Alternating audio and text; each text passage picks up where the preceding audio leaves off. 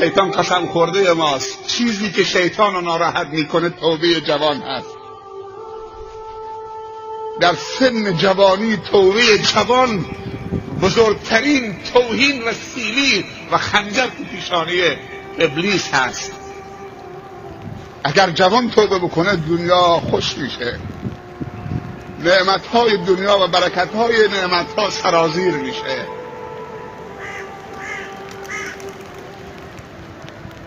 چون جوان توان گناه دارد. توبه پیرمرد به اندازه توبه جوانی که توان و قدرت گناه دارد و زمینه گناه دارد، زمین تا آسمان در قیمتشون تفاوت هست. گرچه خداوند همه توبه ها تا قبل از اینکه زمان توبه مسدود نشده باشه، وقت خاص نرسیده باشه، توبه پذیر است و ما قبل توبه را می آمرزد. التائب من الذنب کمن لا ذنب له. چرا همش صحبت توبه میکنیم؟ در نماز جمعه گیادون صحبت از توبه کردیم. بعد از زلزله 6 ماه پیش جزیره کرچ و زلزله پی در پی و متواصل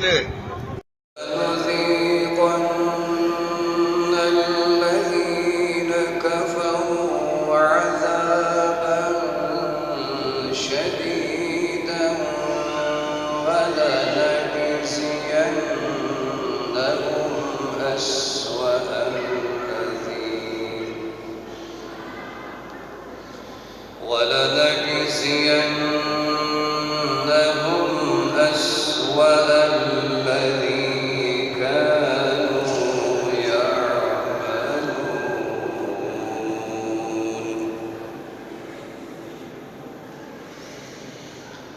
ذلك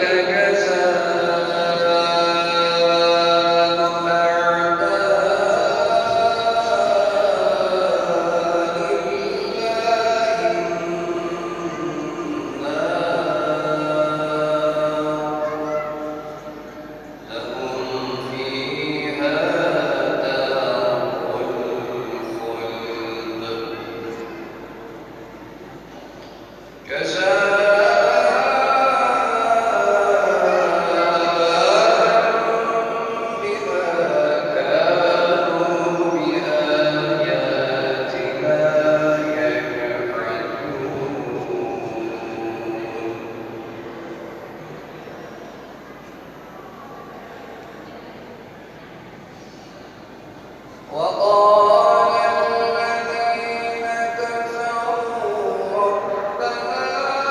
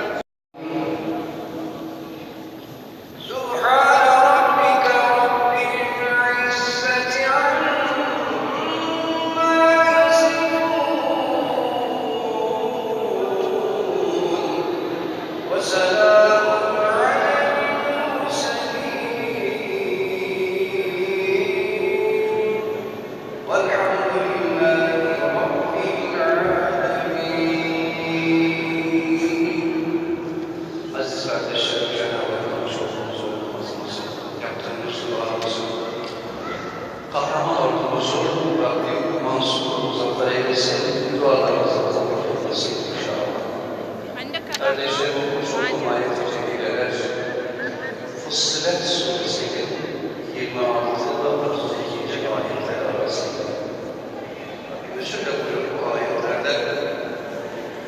Kafirler dediler ki sakın ha şu Kur'an'ı dinlemeyiniz. عندك الرقم ماله؟ Kur'an'ı هل اتصل عليه؟ gürültü yapınız. Belki galip gelirsiniz. سحر برخیز و طاعت کن که طاعت به هر کار است سعادت آن کس دارد که پیش از صبح بیدار است دلم گوید که برخیزم هوا گوید که دم دیگر هوا را زیر پا آرم که آنجا امر جبار است چو مرغان هر سحر گویند قم یا ایها الغافل